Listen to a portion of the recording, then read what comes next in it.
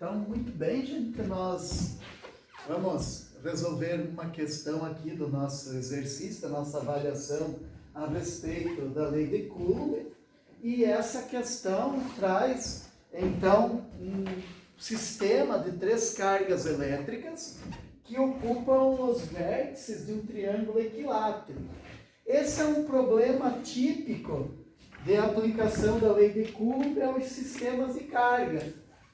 Alteram-se as distâncias, mas se colocam muitas vezes as cargas elétricas em disposição assim, algumas com sinais iguais, então sai 2 positivas, uma negativa, podia variar aqui, fazer todas positivas, todas negativas, trocar alguma coisa aqui. Mas é um problema típico, é muito comum usar o triângulo equilátero porque ele tem uma geometria bem prática para ser utilizado.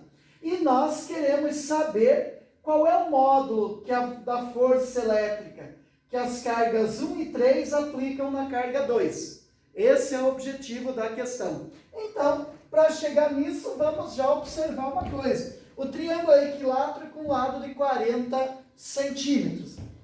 A carga 1 e 2 são positivas, então elas se repelem. A força entre a carga 1 e a carga 2 é um vetor aqui que fica na continuação desse lado aqui, prolongamento deste lado do triângulo. E a força que a carga 3 aplica na carga 2 é uma força de atração, um pouquinho maior do que a força aplicada pela carga 1 na 2, porque essa carga é maior em módulo, então a força aumenta um pouquinho. Para saber onde é que está a resultante, nós aplicamos a regrinha do paralelogramo. Então, pela extremidade de cada vetor, desenhe uma reta paralela ao outro vetor. Onde as 2 retas se encontrarem, estará a extremidade da resultante. Então, a força resultante sobre essa carga está aqui, vamos chamar só de F, essa força resultante. Ela está ali. Então, para calcular essa força resultante, o módulo dela, então aqui é o módulo da F12, o módulo da F32 e o módulo da F. Nós sabemos que isso tudo aqui são grandezas vetoriais. Então, no rigor da notação, deveria escrever com essa flechinha colocada aqui. Mas nós vamos só calcular o módulo. Não foi pedido na questão achar o ângulo. O que a gente vê é que ela fica um pouquinho inclinada para baixo mesmo, porque essa força F32 é um pouco maior do que a força F12. Isso a gente vai ver na hora da conta, né? Ela é um pouquinho maior, então vai puxar um pouquinho para baixo. Essa F não está na direção horizontal, está um pouquinho inclinado para baixo. Mas olhando os ângulos, já que é um triângulo equilátero, os ângulos são de 60 graus, os ângulos internos. Isso significa que esse ângulo entre a F12 e a F32 é um ângulo de 120 graus, para poder fechar os 180 graus, que seria o ângulo raso. Então, nós já sabemos o ângulo entre as forças, sabemos como chegar no valor da força F, só precisamos dos valores das forças. Então, esse é o primeiro passo. Então, nós vamos calcular a força F12 e F13. F32, os módulos dessas forças. Então, tirei a flechinha de cima, estou querendo dizer que quero os módulos das forças. Para F12, eu preciso da carga Q1, que é uma carga de 5 microcoulombs, a carga Q2, que é uma carga 4 microcoulombs, a distância de 1 até 2, que é uma distância de 40 centímetros. A constante eletrostática diz que está no vácuo, o sistema está no vácuo, 9 vezes 10 a nona, Newton vezes metro quadrado, por Coulomb ao quadrado. Então, de acordo com a constante K, eu preciso deixar as unidades coerentes com ela. Então, 5 microcoulombs, 5 vezes 10 a menos 6 coulombs. Então, o prefixo micro vale 10 a menos 6. 4 microcoulombs, 4 vezes 10 a menos 6 coulombs. 40 centímetros, divide por 100, fica 0,4 metros, ou 4 vezes 10 a menos 1 metro. Então, temos aqui os dados. Calcular a F12 não é uma tarefa difícil, é a aplicação da lei de Coulomb. F12 será constante, carga Q1 vezes carga Q2, pela distância de 1 a 2 elevado ao quadrado. Então, essa força F12 vai ser a constante 9 vezes 10 elevado à nona. Aqui são os módulos das cargas. A lei de Coulomb, como a gente está vendo aqui, ela só nos dá o módulo da força. Não que a lei de Coulomb só dê o módulo. A gente que não usa o versor da direção aqui para obter o vetor. Então, a gente só está calculando o módulo. Então, também vamos substituir as cargas em módulo. Ali as duas são positivas, então não tem problema. Então, aqui 5 vezes 10 a menos 6, vezes 4 vezes 10 a menos 6. Isso dividido pela distância. Distância de 1 até 2, 4 vezes 10 na menos 1 elevado ao quadrado. Então, essa força F12 vai ser... Você sabe que aqui, esse produto, a multiplicação tem propriedade comutativa. Então, eu posso escrever em qualquer ordem esses fatores. Inclusive, nessa ordem aqui. Eu posso escrever esses fatores nesta ordem. Então, aqui 10 elevado à nona, vezes 10 na menos 6, vezes 10 na menos 6. E aqui o 4 vezes 10 a menos 1 ao quadrado, eu faço 4 ao quadrado, que é 16, e 10 a menos 1 ao quadrado, eu multiplico os expoentes. Menos 1 vezes 2 dá menos 2. Na verdade, isso aqui é assim, ó. 4 vezes 10 a menos 1 elevado ao quadrado, eu poderia pegar aqui a potência do produto e fazer cada fator elevado ao expoente. É isso que eu fiz ali. Também poderia multiplicar ele por ele mesmo. Multiplicar o 4 vezes 10 a menos 1 por 4 vezes 10 a menos 1. O 4 ao quadrado dá 16 e 10 a menos 1 ao quadrado, menos 1 vezes 2 é menos 2. Então, aqui a gente tem 16 vezes 10 a menos 2. Num primeiro momento, o que a gente pode fazer aqui é simplificar um pouquinho a expressão. Então, nós vamos simplificar um pouquinho a expressão. O que pode ser feito? Posso simplificar o 4 com o 16. 4 por 4 fica 1, 16 por 4 é 4. Aí nós vamos ter assim, 9, 5, 45, 45 vezes 10 elevado a... Aqui soma os expoentes. 9 mais menos 6 mais menos 6. Por 4 vezes 10 na menos 2.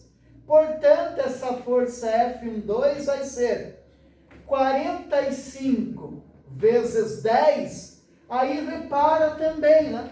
9 mais menos 6 mais menos 6. Né? 9 mais menos 6 mais menos 6. É 9 menos 6 menos 6. 9 menos 6 é 3, menos 6 é menos 3. Então, 45 vezes 10 a menos 3. Sobre 4 vezes 10 na menos 2. Dessa forma, então, a força F12, 45 dividido por 4, eu até posso efetuar essa divisão.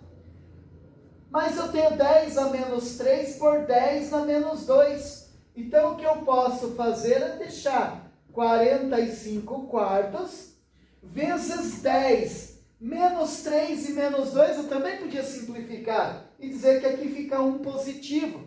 Mas também posso conservar a base, que é 10, e subtrair os expoentes. Então, essa força F12 será 45 quartos vezes 10 elevado menos 3 menos 2. É menos 3 mais 2. Isso é menos 1. E como eu tenho 45 vezes 10 a menos 1, posso deslocar a vírgula uma casa para a esquerda, 4,5 quartos. Para não deixar um número decimal e um número inteiro na fração, eu vou pegar aqui e vou multiplicar por 2. Em cima e embaixo, vou tornar então esse resultado 9/8 de Newton. Então, esse é o resultado da força F12, 9/8 de Newton, ou 1,125 newtons. De qualquer maneira, 1,125 newtons seria pior para fazer o cálculo do que um 9/8. Então, vou deixar em forma de fração. Então, as duas continhas feitas aqui separadas, mas são duas continhas bem simples. E aqui também uma continha feita separada. Aqui não tem nada a ver, não é que não tem a ver com a resolução, mas é uma continha que eu faço no rascunho. Então, vamos tirar daqui, para nós não achar que isso aqui é um resultado daqui a pouco. E essa aqui também, tá? Também tiramos daqui essa continha, tá certo? Também tiramos daqui. Agora vamos calcular, então, a força F32. Eu só vou pôr esse resultado lá, se a gente precisar apagar para continuar a continha, esse resultado a gente já tem. Então, a F12, 9/8 de Newton. 9/8 de Newton. Agora, vamos calcular a F32. Para achar a F32, eu vou precisar da carga Q3, que é menos 8 microcoulombs, a carga Q2, que é uma carga 4 microcoulombs, a distância de 2 até 3 é os mesmos 40 centímetros, e a constante eletrostática é a mesma. Então, a única coisa que nós mudamos aqui foi a carga Q3. Então, essa carga Q3 é que mudou de valor. O resto é tudo igual. Então, a conta ela é praticamente a mesma. Só mudamos um dado. Os outros dados são iguais, então os valores transformados já estão ali. Só essa aqui, menos 8 vezes 10 a menos 6 coulombs. Essas duas aqui continuam com os mesmos valores de antes. Então, o que nós vamos fazer? Calcular essa força. De que jeito? Novamente usando a lei de Coulomb. Novamente vamos fazer isso. Então, a força F32 será constante, módulo da carga Q3, módulo da carga Q2, pela distância entre elas elevado ao quadrado.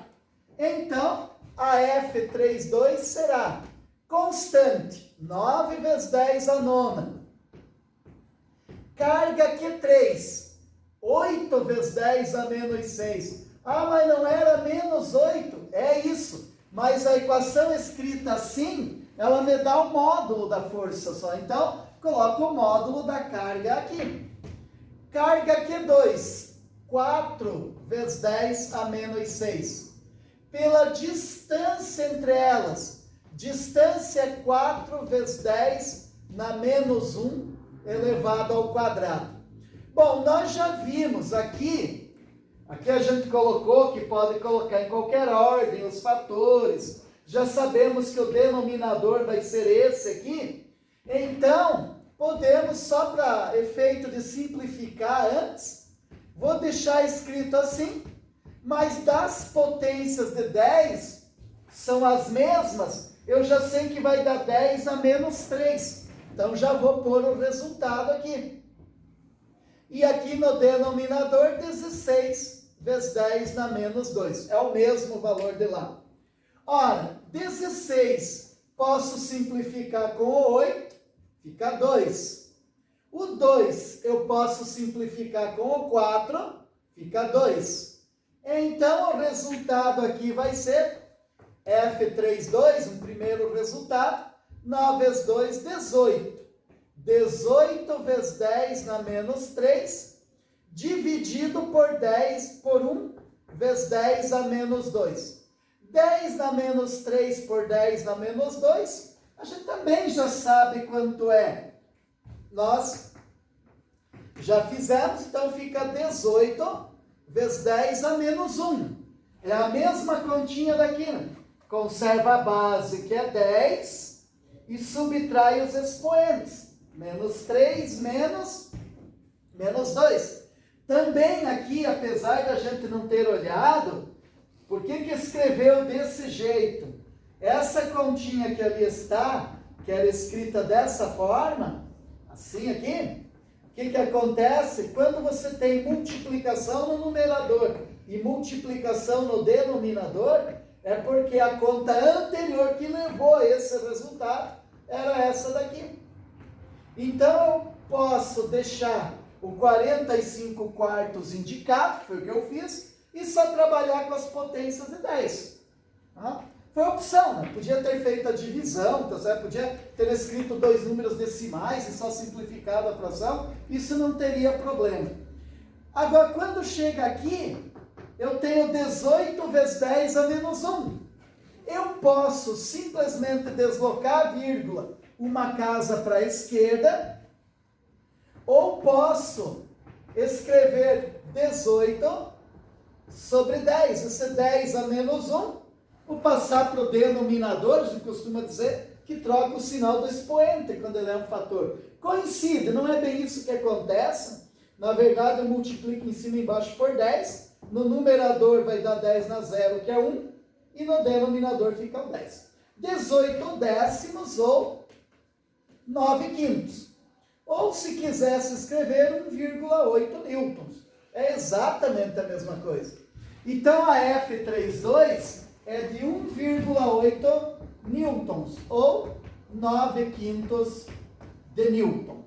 Temos as duas forças aqui. Agora o que nós vamos fazer? Achar a força resultante. Então a primeira etapa, calcular F12 e F32, nós já fizemos. Então a primeira etapa está resolvida. Agora vamos para a segunda etapa do cálculo, que é achar a força resultante. Por isso que eu marquei os dois resultados lá, porque agora eu vou apagar essa parte aqui. Então, na segunda etapa, nós vamos calcular a força resultante. A força resultante agora. Então, na segunda etapa, vem o cálculo da força resultante. Cálculo da força resultante. Né? Cálculo da força resultante. Para se chegar nessa força resultante, a gente usa conhecido como teorema dos cossenos, lei dos cossenos, para chegar na resultante. O que diz isso? Diz que a resultante, o módulo da resultante é o quadrado. É a soma dos quadrados das componentes, das forças, das duas forças, mais 2 vezes o produto das forças, dos módulos das forças, pelo cosseno do ângulo entre as duas forças. Então esse aqui é o teorema dos cossenos para resultante. Para resultante, sempre deixa bem claro que quando você usa para calcular o lado de um triângulo, e você usa isso aqui como cateto oposto ao lado, cateto oposto o ângulo oposto ao lado F, se fosse isso, você usaria aqui sinal de menos, né? Aqui a gente usa o sinal de mais, porque nós estamos usando o suplemento do ângulo. Mas está aqui a equaçãozinha, essa aqui que a gente usa para chegar no valor da força resultante. Então, vamos calcular essa força resultante. Então, vai ficar assim. F12 é 9/8 ao quadrado, mais F32, 9/5 ao quadrado, mais 2 vezes a F12, 9/8, vezes a F32, 9/5. Cosseno é de 120 graus. Este ângulo alfa aqui, elevado a 120 graus. Cosseno de 120 é menos 1/2. Então, esse 2 com esse 2 dá para simplificar. Sobrou então para a gente fazer a conta. 9/8 ao quadrado, 81/64 avos. Mais 9/5 ao quadrado, 81/25 avos. Mais 9 mais vezes menos, menos. Então, aqui ficou menos. 9 vezes 9 vezes 1 é 81. 5 vezes 8 vezes 5 é 40. Então, repara que no numerador dessa fração, dessas frações, é todo mundo 81. Então, eu poderia pôr o número 81 em evidência, se a gente quisesse fazer assim. Poderíamos pôr o número 81 em evidência. Ou podemos encontrar diretamente o mínimo múltiplo comum aqui e daí fazer a continha, tá certo? Fazer a continha multiplicando cada vez por 81. Então, isso é indiferente, né? Como a gente vai resolver a questão aqui, é indiferente, mas temos que chegar num denominador comum aqui. Então, se eu colocar, por exemplo, esse 81 em evidência, é 81 que multiplica 1 sobre 64 mais 1 sobre 25 menos 1 sobre 40. Isso aqui, né? Então, pelo menos a multiplicação é um pouco mais simples, né? Fazendo separadamente ou num rascunho, fazendo então a questão do mínimo múltiplo comum ou de um múltiplo comum qualquer ali para poder fazer o cálculo, nós vamos então chegar aqui na seguinte situação, tá? Eu posso, né, fazer aqui o denominador comum desses 3 valores. Um denominador comum, qualquer um serve. Pode ser, inclusive, né, o mínimo múltiplo comum. 64, 25 e 40, tá certo? Isso aí resultará em 1.600. Né? Então, 64, 25 e 40. Então, você vai fazendo as divisões sucessivas, né? A fatoração sucessiva, e você vai encontrar o denominador comum para poder efetuar essa soma. Então, aqui está dividindo. Enquanto tem um número par, você vai fazendo a divisão por 2. Aí, você chega até esse valor aqui. Né? Até esse valor. Então, divide novamente por 2. E aí você tem isso aqui. Ora, deu exatamente o 2 na sexta, que era o 64. Né? Agora divido por 5, que é o próximo número primo, que é divisor de alguns desses aqui. Então, aqui 1, aqui 5. E aqui já tinha 1. Dá por 5 novamente, nós vamos ter 1. Quando isso ocorre, todo mundo 1, você tem a decomposição desses valores. Quem é o mínimo múltiplo comum? É o produto de tudo isso aqui. Né? Então, se você observar aqui, você vai ter assim. 5 vezes 5 é 25. 25 vezes 2 é 50. Vezes 2 é 100. Vezes 2 é 200. Vezes 2 é 400. Vezes 2 é 800. Vezes 2 é 1.600. Então esse é o mínimo múltiplo comum entre essas três frações. Então, 1.600 dividido por 64 vai dar 25. 25 vezes 1 é 25. 1.600 dividido por 25 vai dar 64. Vezes 1 é 64. 1.600 dividido por 40 dá 40. Então, aqui menos 40. Resultado disso aqui, nós vamos ter assim, o f ao quadrado igual a 81 vezes, o denominador é 1.600, 25 mais 64 é 89, menos 40 é 49. Posso escolher aqui multiplicar 81 por 49, né? Se eu quiser eu posso fazer essa multiplicação aí. 81 vezes 49, você vai achar 3.969, né? 3.969, que pode ser usado, mas também não precisa, porque é tudo produto e quociente, né? Então, quando você extrair a raiz quadrada dos dois lados, do lado direito fica f, do lado esquerdo fica 81 vezes 49 por 1.600. A raiz do produto é o produto das raízes e a raiz do quociente é o quociente das raízes. Então, aqui fica assim, raiz de 81 vezes raiz de 49 sobre a raiz de 1.600. Raiz de 81 é 9, de 49 é 7 e de 1.600 é 40.